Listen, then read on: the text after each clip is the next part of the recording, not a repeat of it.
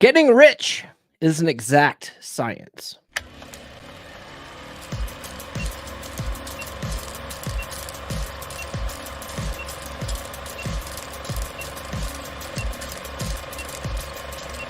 We're going live. No. We'll do it live.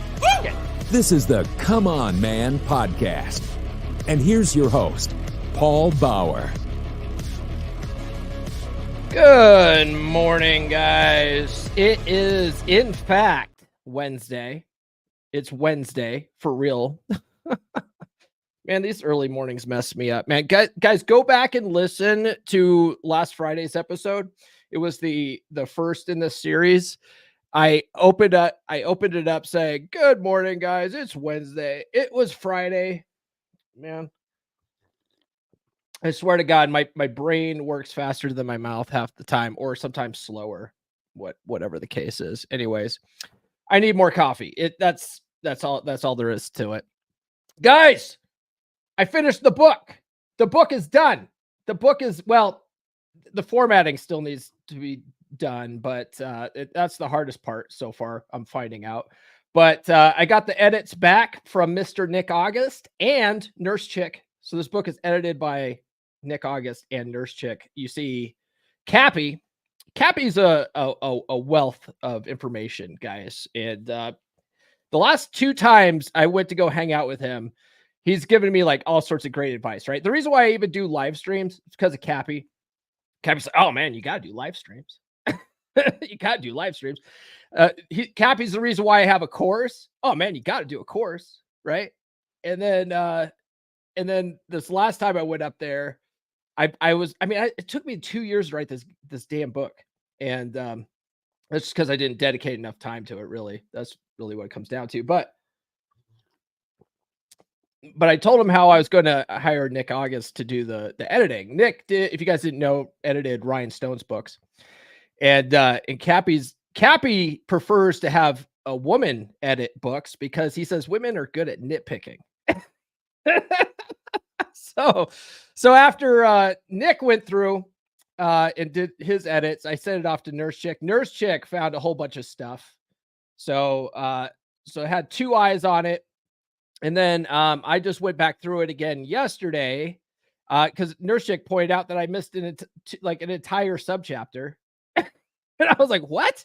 It was like a very key subchapter. It was on how to make your lists, right? Like the importance of the list. You got to have a list of what the qualities you want in a woman. I negated that entire subchapter. And so I had to go back and I added that. And then she went back and edited that part again. And then I went back through and then I went through all the corrections that Word suggested. And I think we're good now. So now we're just down to formatting. We're just down to formatting though. But I designed some book covers, guys. So I initially put out a very minimalist book cover. It was like had a yellow border, very white background. And I was like, my idea with that was Andrew Capp has a book called The Last Law of Attraction Book You Ever Need to Read. It's a very minimalist book cover, right? There's no pictures on it. It's just words. And it's just, like 3 different colors, right? And he sold over 100,000 copies. And I was like, well, maybe there's something to it. Maybe there's something to just like having a minimalist book cover where people just, this is what you see is what you get. So I put that out. Everyone hated it. Mike Steele here said, no, you need a picture on there with some badass sunglasses or something like that. I was like, what? So that's not even what the book is about. The book isn't about like pimping hoes and shit. But I was like, okay, fine. All right. People want a more badass book cover. So I came up with this. This is a a concept book cover for the new book. Okay. People seem to like this. They're like, oh, hell yeah. If that's what the book is, here, shut up and take my money. But people were like, we're not at the 8-minute mark, guys. We're not at the 8-minute mark, but let's say it needs more 304s. It needs more breasts. Can I say breasts before the 8-minute mark? So I was like, okay, fine.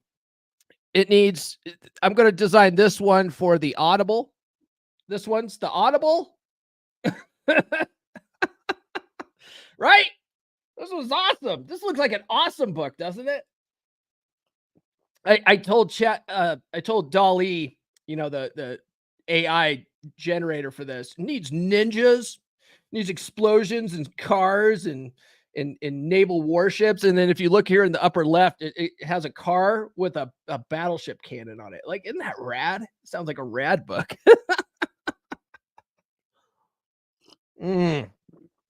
Yes, definitely. Very Agent Archer. Yeah, for sure. And then, but no, that's not what the book is, guys. The book is, here we go. We'll share this one. The book is like, it's everything I wish I knew when I was 18. You know, it's a handbook for life. Okay. So it doesn't need exploding explosions. All right. It's very simple. So I created this book cover, back to minimalism here. It's got me as a blue-pilled 18-year-old kid, and then me now, right? And then on the background here, ChatGPT created, or DALL-E created that too, right? So it's a table with money on it. There's a wham in there, and then there's a naval warship, and there's a briefcase. It's very, very simple, elegant design. Yeah, very simple. Just, you know, everything I wish I knew when I was 18. So it's a handbook. It's a handbook for young men to build a great life for themselves. I originally had advice, was it like advice for young men to bake a great cake of a life for themselves, right? It was a nod to Dr. Robert Glover, because he said, you know, a man needs to bake a great cake of a life for himself, and women are just the icing.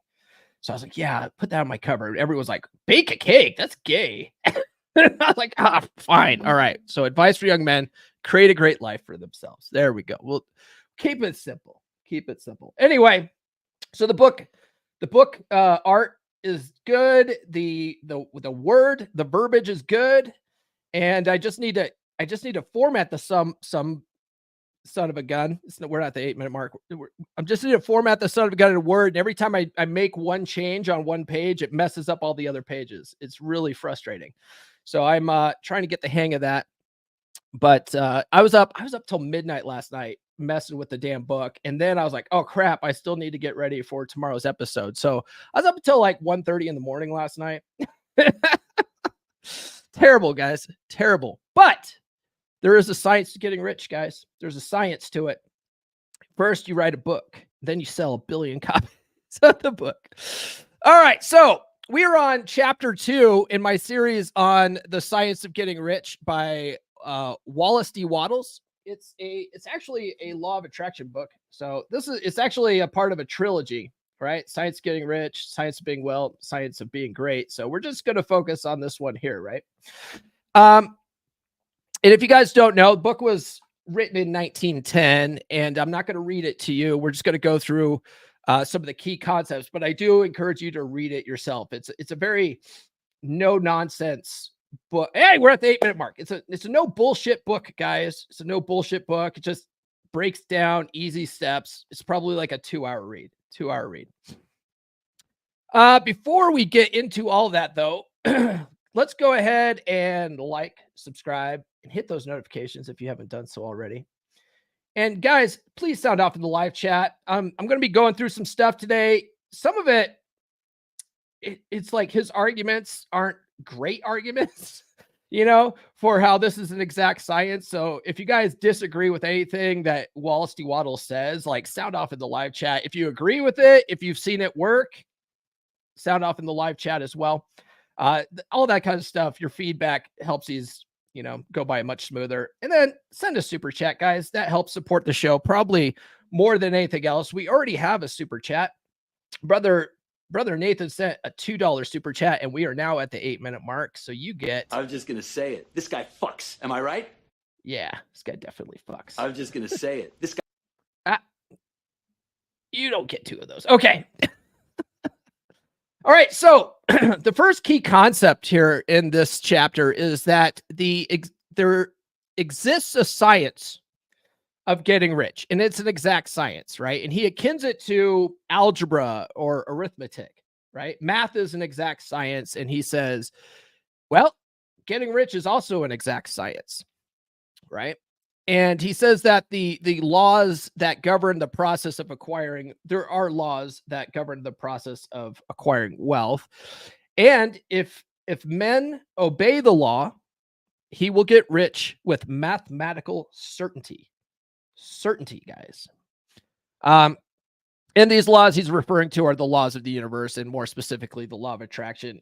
Bob Proctor says this, used to say this a lot. He passed away, but Bob Proctor used to always start off his speeches about this type of thing with the laws of the universe are so precise that we can land a man on the moon with the precision of a fraction of a second, right? We can anticipate exactly what time we could land a man on the moon with with precise accuracy based on the laws of the universe. Okay. Well, the law of attraction is a law of the universe.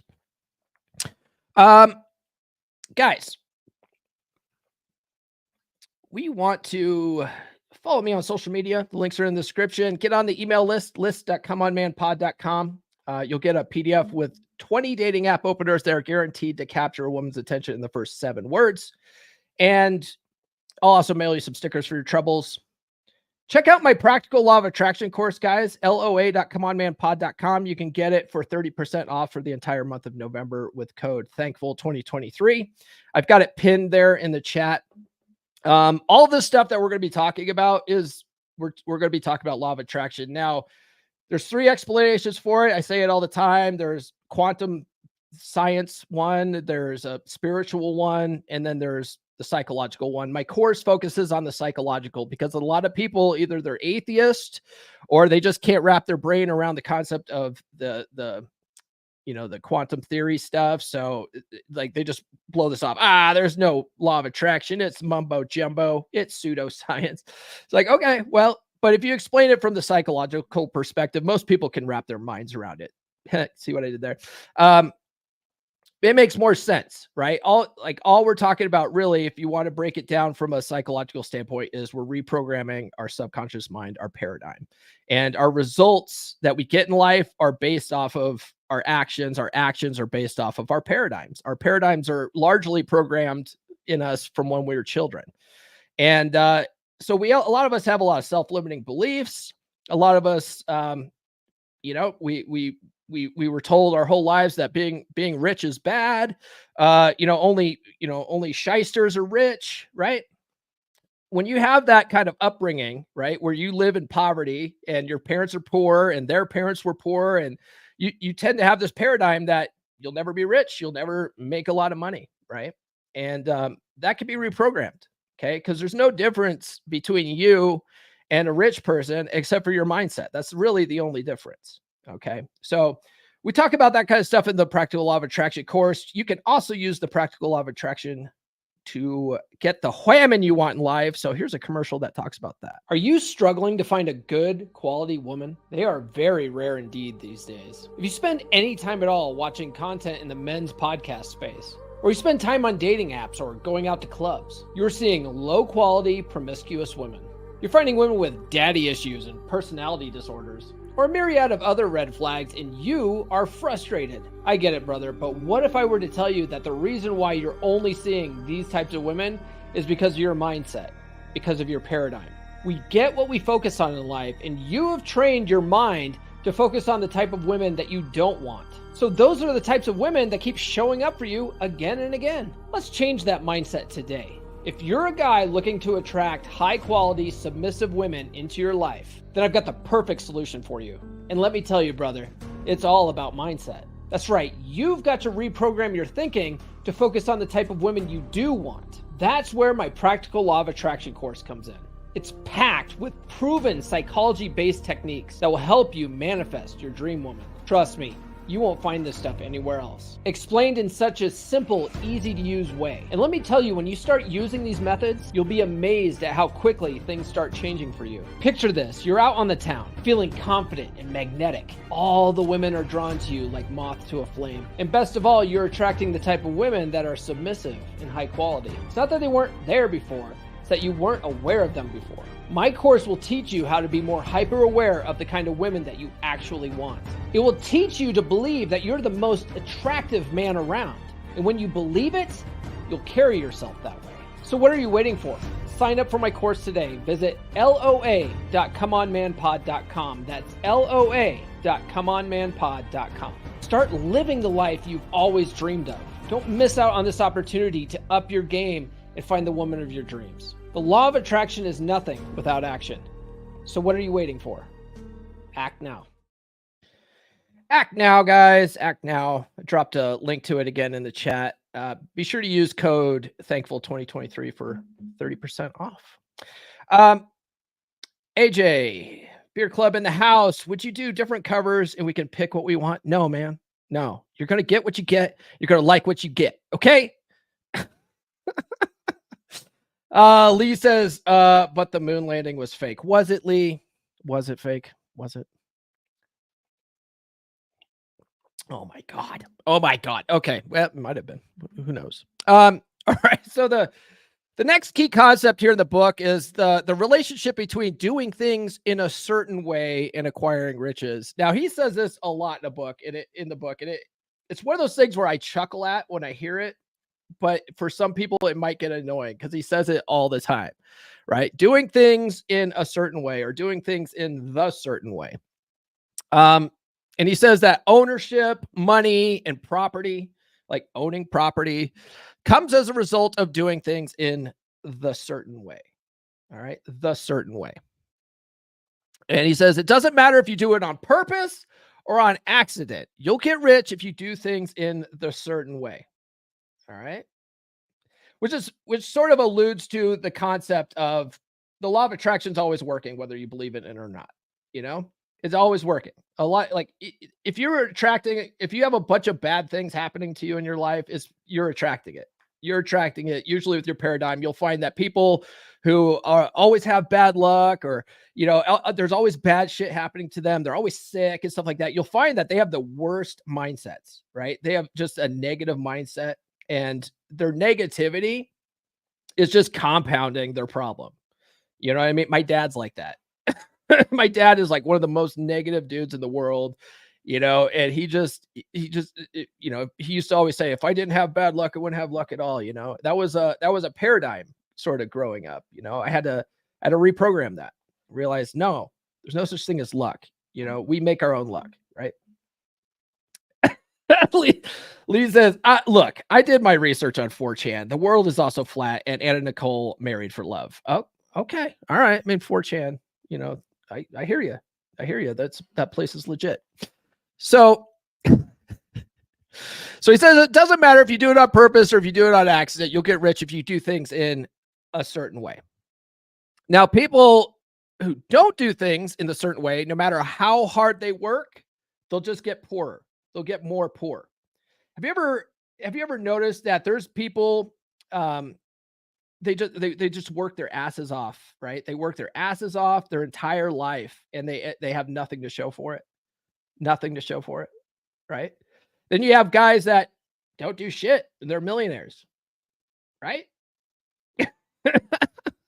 So it's not necessarily about hard work. It's not necessarily about hard work. Now, there are rich people that work their asses off and they have like incredible work ethics. Look at Dwayne "The Rock" Johnson. Look at Vince McMahon. You know, those guys, like, I think Vince McMahon like lives off of 2 to 4 hours of sleep a day. Dude's always just up doing shit, you know, getting stuff done. I think The Rock's pretty much the same way. You know what I mean? But then there's other guys that are filthy rich that aren't working as hard. So it's more about the mindset, though. More about the mindset. Now, communists, this is a funny thing I wanted to point out here. This isn't in the book, but this is something that, a lot of people, especially left-wingers, you know, they believe in socialism. They believe in wealth redistribution, stuff like that. Communists and socialists, they always want to try to redistribute wealth. They think that, you know, the rich people, you know, did something bad, that, you know, they're just swindling people, but it has nothing to do with that. It has nothing to do with that. You'll find that in socialist countries, right, or even in communist countries, that a certain class of people are still wealthy, right? The rest of the people, they have equal poverty. Right? At least in capitalist countries, everyone has the opportunity. Everyone starts out with a blank slate, and then what they do with the opportunities that they come across is what carries them through in life, right? So everyone has the ability to get rich, right? There's more freedom in capitalist countries. But did you know that if you took all the money away from rich people, okay, and you gave it to all the poor people, we're gonna have the government be basically our military wing, and we're going to, well, they already are, but we're going to use that military wing to force the rich people to give up all their wealth and money and we're going to distribute it to all the poor people. Okay. Within a matter of weeks, not months, weeks, all the rich people would have it all again. They would have all that money back again. Right.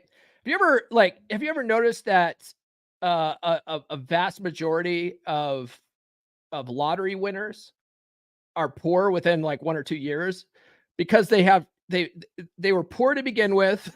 They had shitty spending habits, and then you just give them a whole bunch of money. They go and blow it all on like Ferraris and a bunch of stuff that they don't need, and they just frivolously blow all their money, and then within a couple of years they're back to being poor again. Most lottery winners go back to being poor, right? Within just a couple of years, they blow it. They blow all their money. Whereas rich people, they know how to manage money. They know how to manage money better. They don't necessarily blow it on frivolous things. If you read the book, The Millionaire Next Door, you'll find that truly wealthy people don't spend money. They spend money on assets. They try not to spend money on liabilities, right? A car, for instance, they won't go out and buy a Ferrari. They'll go out and buy a reliable, like slightly used Ford, because as soon as you drive a car off the lot and then you turn around on the street and drive it back in the parking lot, you can't get the same money that you paid for it 10 minutes ago. You can't. They won't buy it back for the same price because it's a depreciating asset. As soon as you buy it, it immediately loses money, right?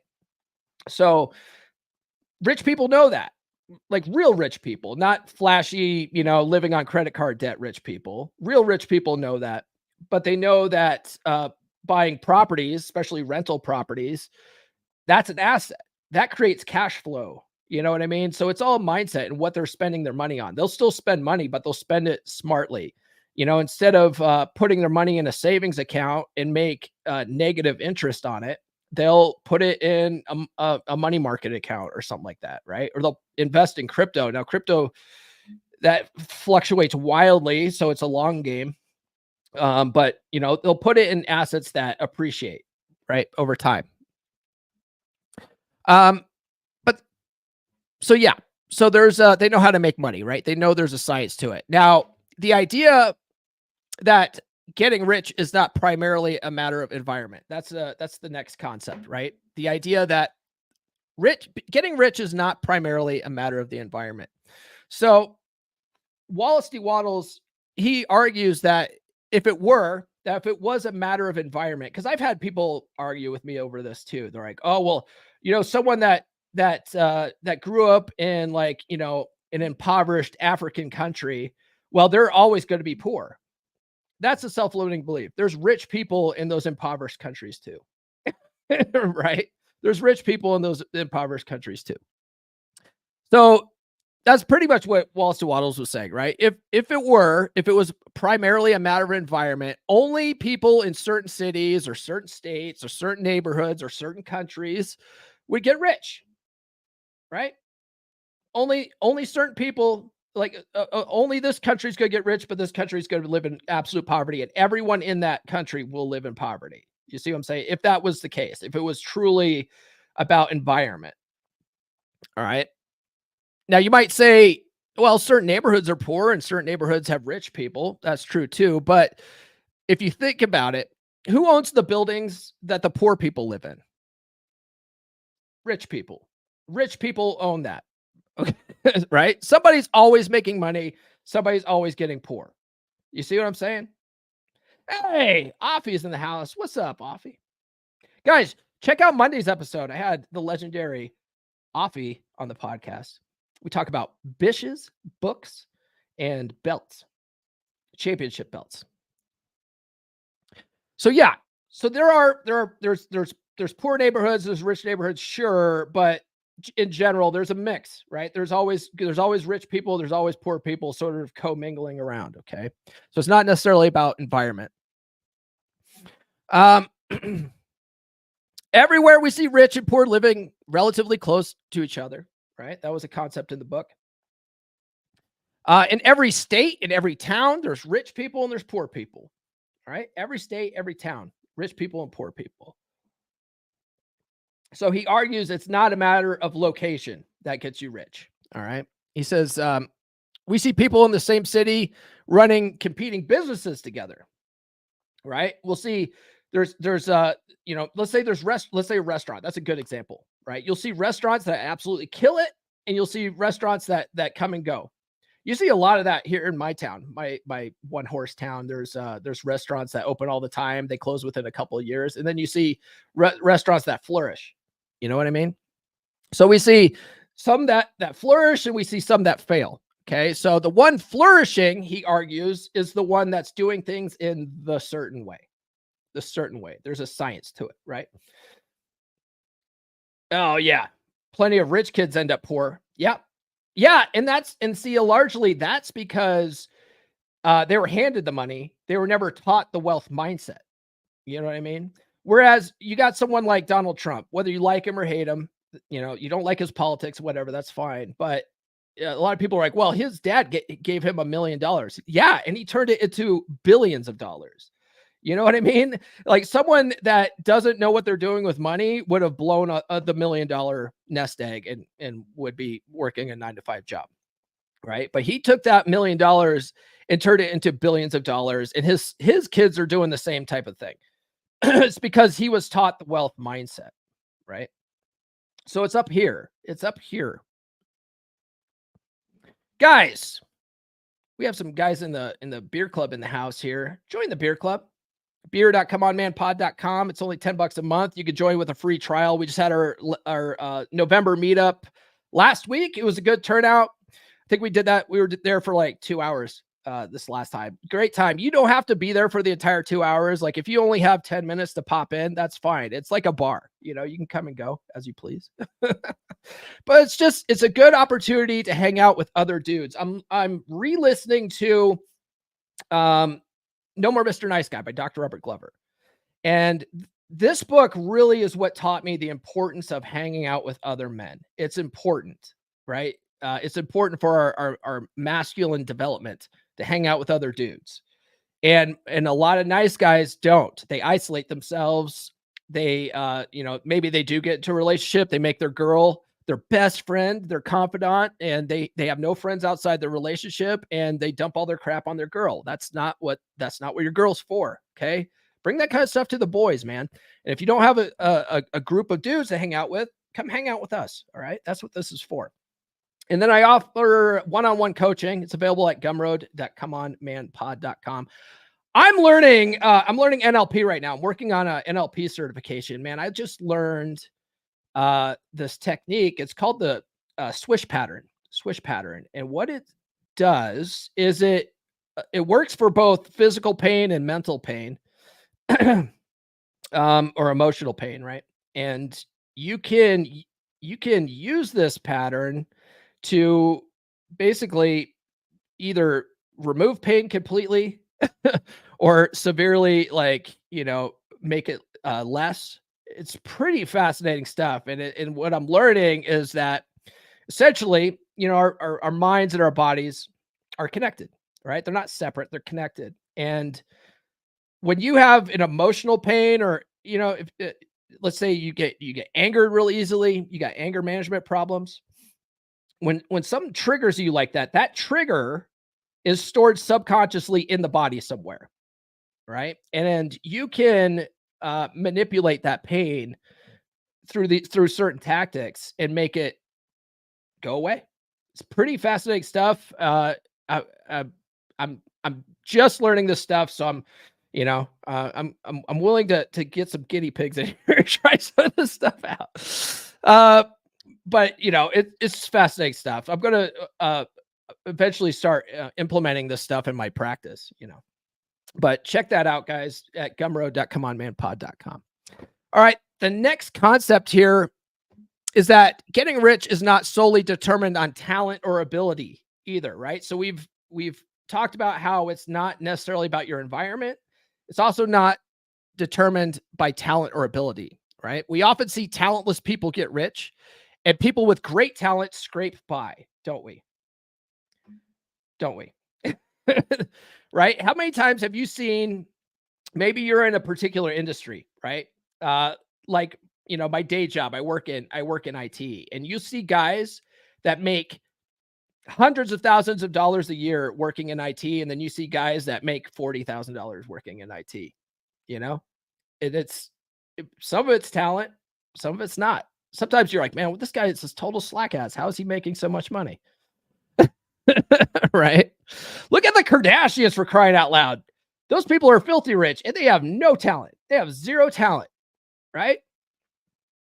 They do have vajays though. They do have vajays and they marry rich guys. Maybe that's how women do it in this certain way. They just marry rich dudes.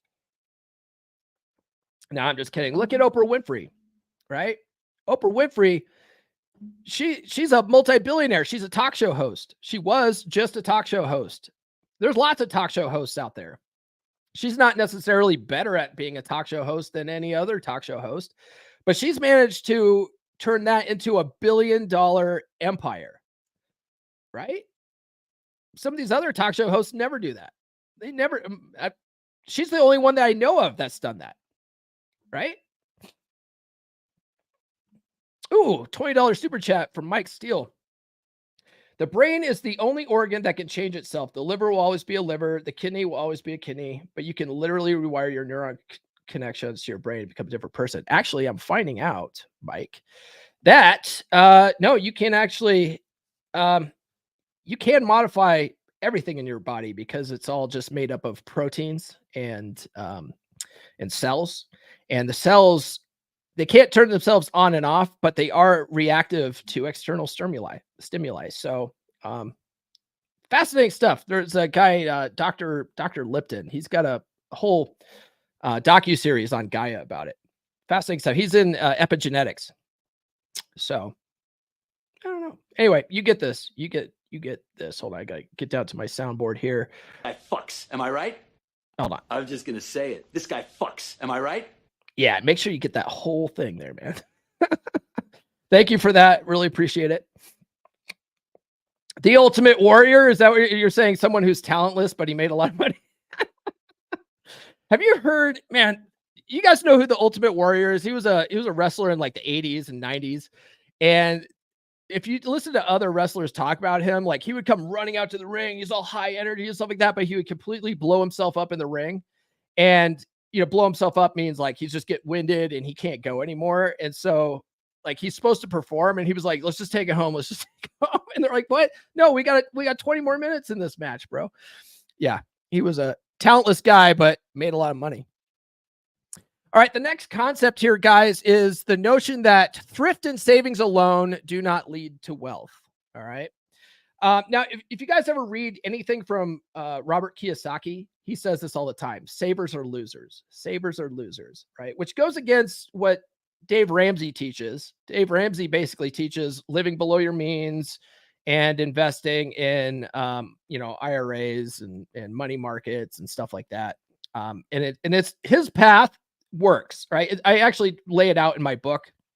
It's what, if you ever read MJ DeMarco's book, MJ DeMarco refers to it as the slow lane to wealth. Like you can actually build wealth that way. It's a proven method. Lots of guys end up retiring as millionaires by doing Dave Ramsey's method. Okay. So it does work.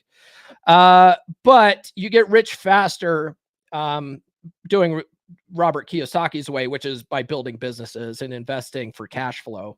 Right.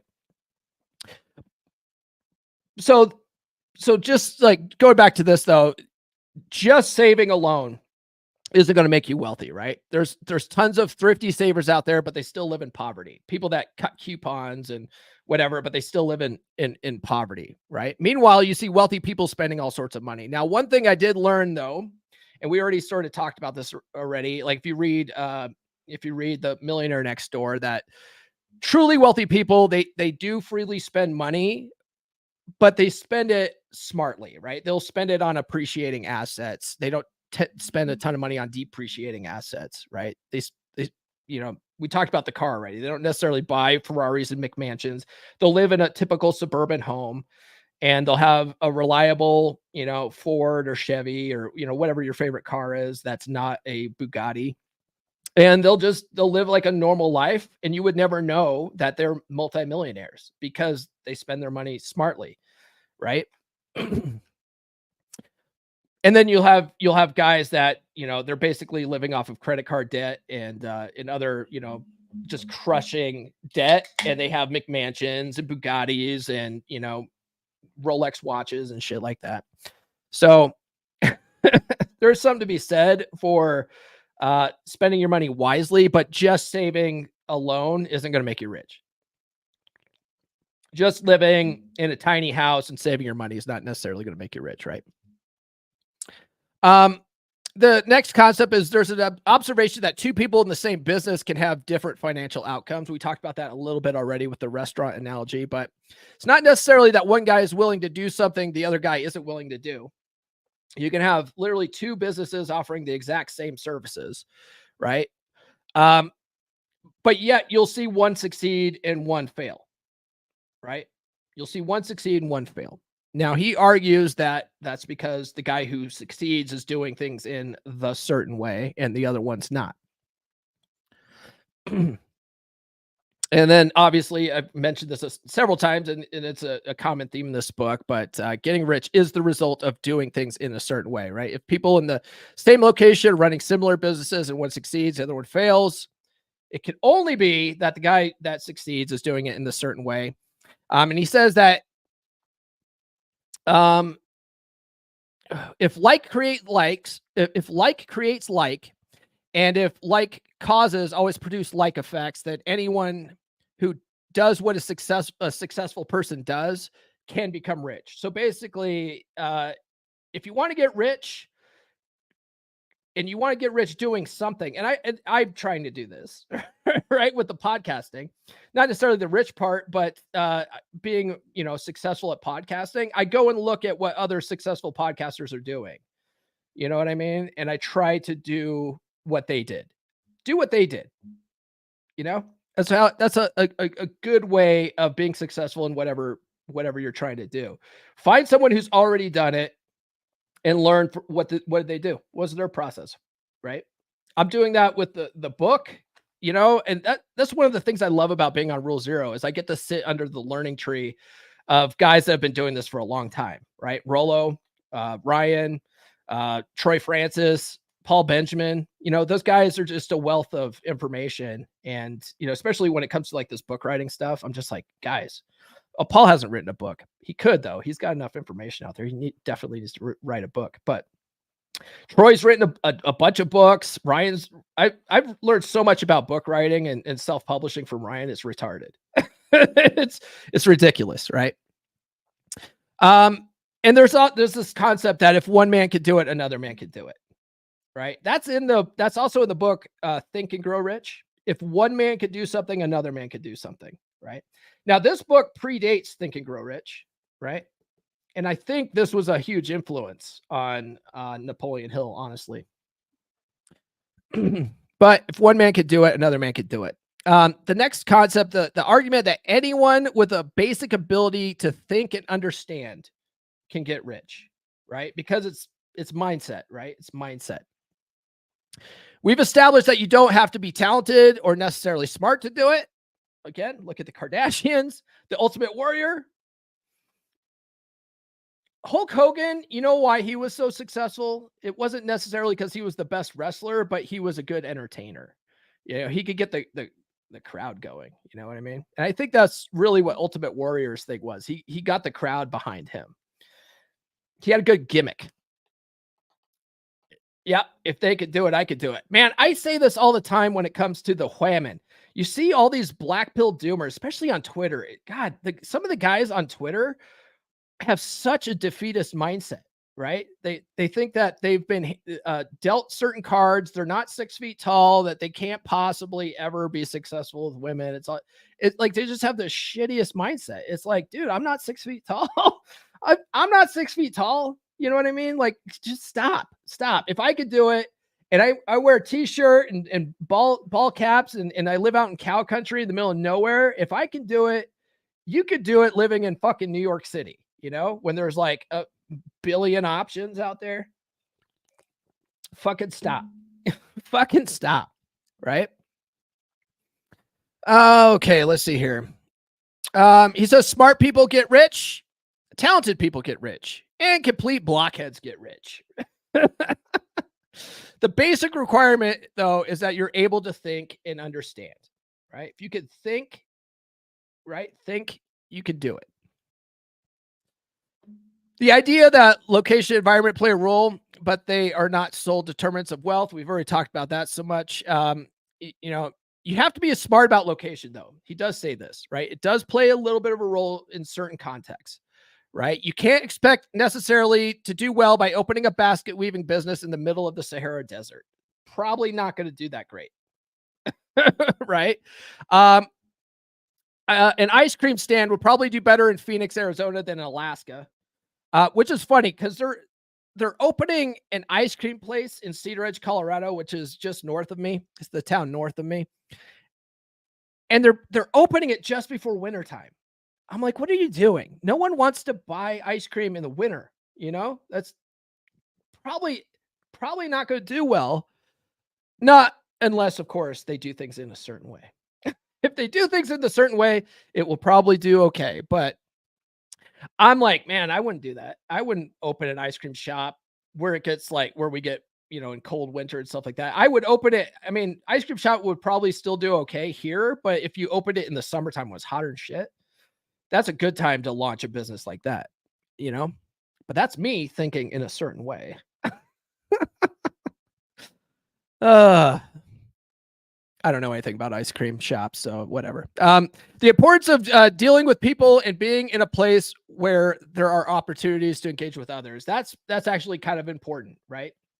In order to do business, you have to be where there are people to do business with. That's why the basket weaving business in the Sahara Desert is probably not gonna do well for you. It's probably not, right?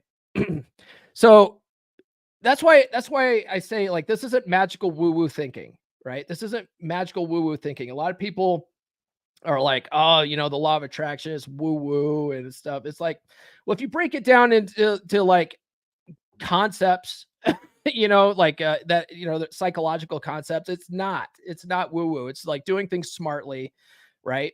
It's learning how to use your money properly, how to buy things that appreciate, not buy things that depreciate. You know, stuff like that, right? It's not magic. It's just changing how you think about certain things. Okay. So in order to make money, you have to be able to be in a place where there's money. Now, one thing is fascinating is the internet is global, and you could live in the middle of nowhere. Like, I live in the middle of nowhere, Colorado, and I have access to fiber internet. So I can actually do business with people globally, right? So, you know, internet's made it so that location doesn't necessarily matter so much anymore, especially if you do some kind of online business, right?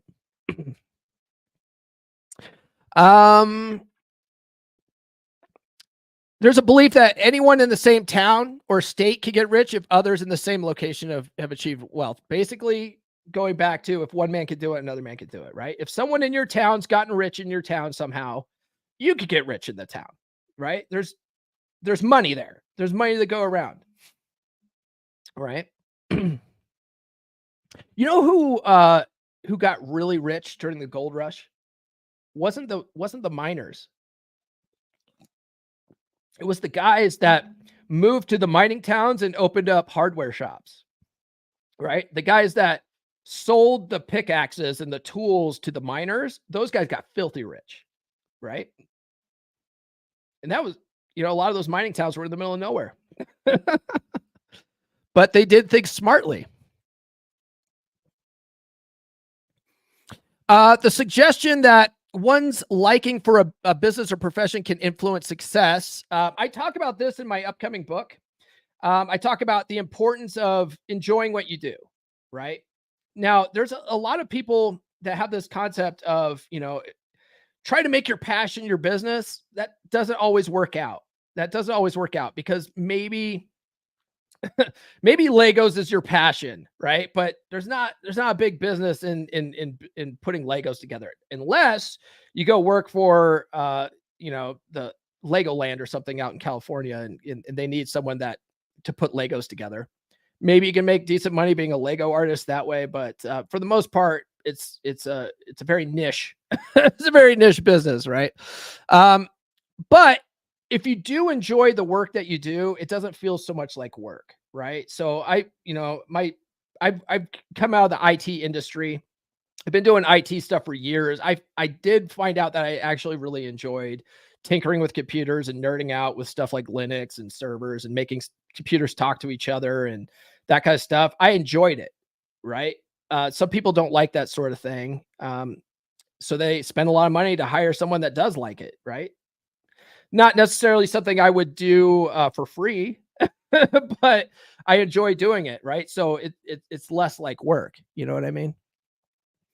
But you don't have to. You don't have to like what you do. But if you do, all the better, right? If you're naturally talented at something, all the better. But you don't necessarily have to be born talented at something, okay? Because if you don't have the talent for it, you can develop the talent for it. Okay, we'll talk about that here in a little bit.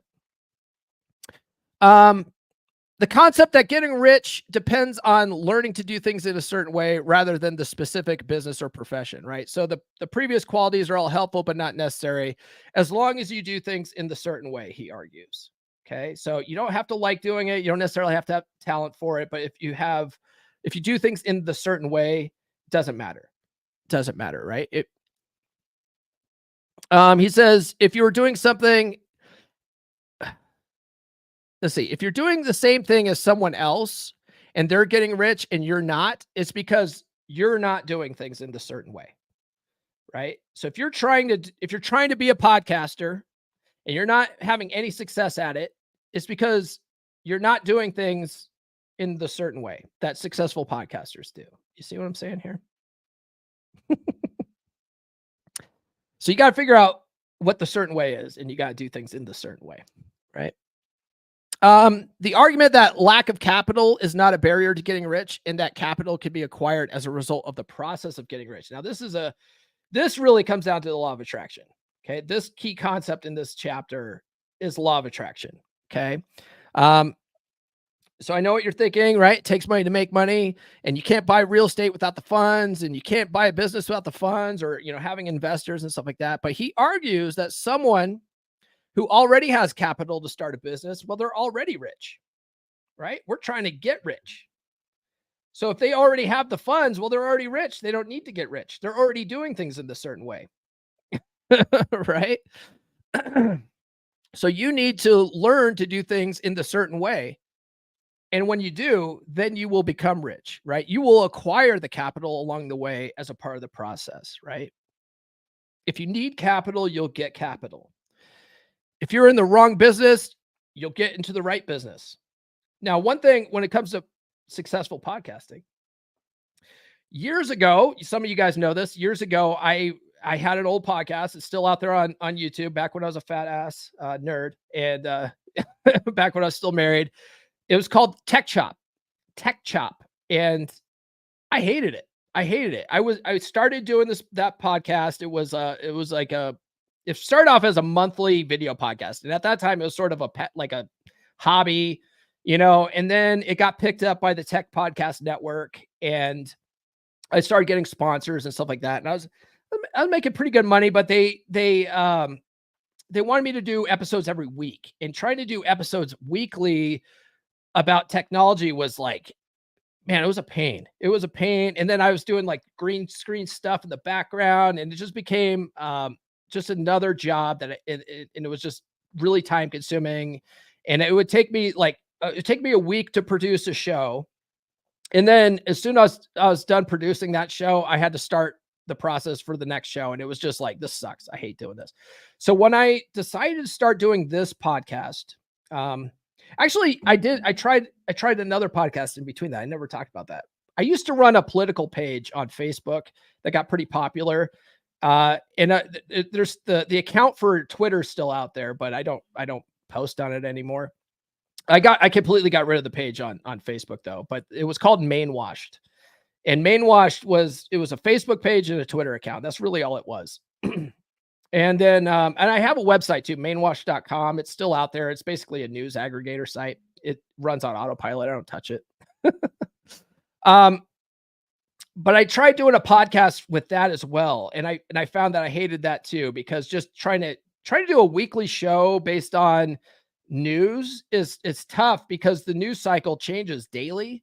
And if you don't do news daily, it's like all the stuff that you talk about is old news now. You know what I mean? And so that became tedious. So when I launched this podcast, I started looking at all the things I did wrong in the past, what I didn't like. I didn't like editing. I didn't like having to come up with stuff that wasn't evergreen. Like, this stuff is evergreen, right? This stuff is evergreen. All the stuff I talk about, you could go back and watch it and it's still relevant, right? That was one thing, like the dating and relationship stuff, law of attraction stuff is evergreen. You can talk about it all the time.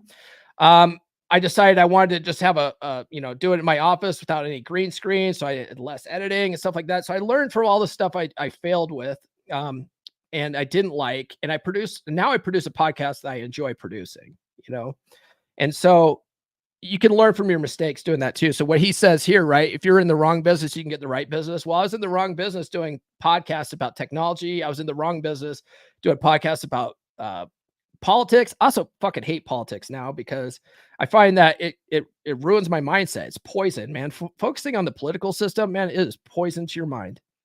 So I don't focus on it anymore. And I'm like, why don't I talk about this stuff? Dating and relationships and building wealth and law of attraction and that kind of stuff is stuff I actually like talking about, and I could talk about it, ad nauseum. And so that led me to this podcast, right? Which we're on our third year now, and it's just growing. It's growing. It just keeps getting, more and more subscribers, more and more downloads. It's doing well. Right. So if you're in the wrong business, you'll get into the right business. All right. If it's people you need to help you, they will show up.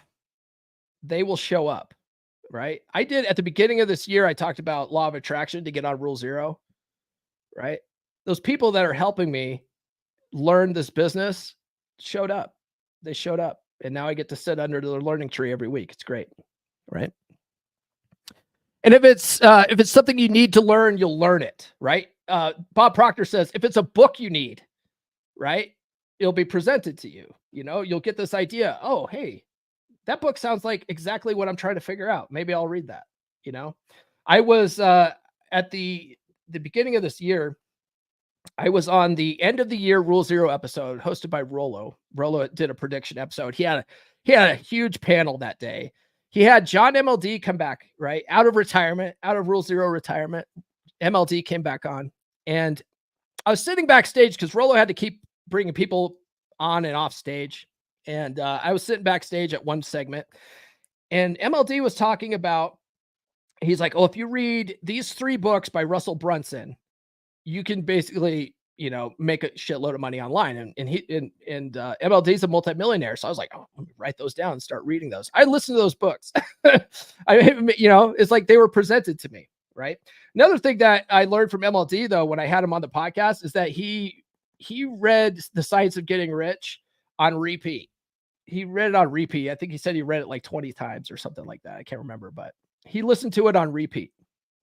And he's a multimillionaire now, right? So if something you need to learn, you'll learn it, okay? Including how to have a wealth mindset, right? If maybe you don't know how to manage your money, right?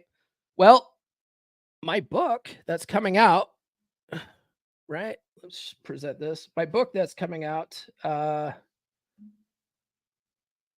is it this one? Yeah, this one goes in depth on how anybody can be rich, right? And it's all about how to spend your money wisely, how to invest properly and stuff like that. I have a whole chapter on that. Right. So maybe it's this book that'll lead you in the right direction. And then at the end of my book, I have a whole list of other recommended reading for you. So maybe this is your sign. All right, guys, that's all I have this episode.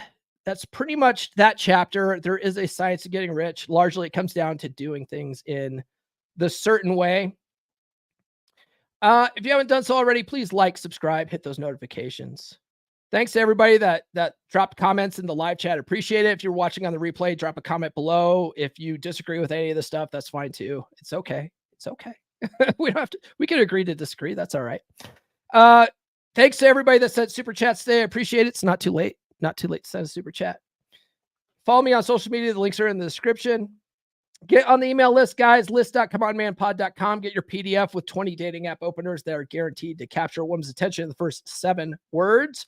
Because women, they're filtering messages by the preview pane, right? They get so many, they have so many options. They got to filter guys out. We're all trying to connect with all the chicks. They're trying to filter out all their options. So the way they do that is you send them a slick opener and they look at it in the preview pane. If it's slick enough, they'll look at your pictures. If your pictures are good enough, they'll go, he's cute. I'll talk to him.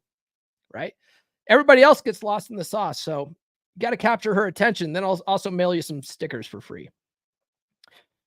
Check out the Practical Law of Attraction course. I go into depth on how to do all of this stuff, guys, how to change your mindset for this stuff, right? It's not magic. Okay. It's not magic.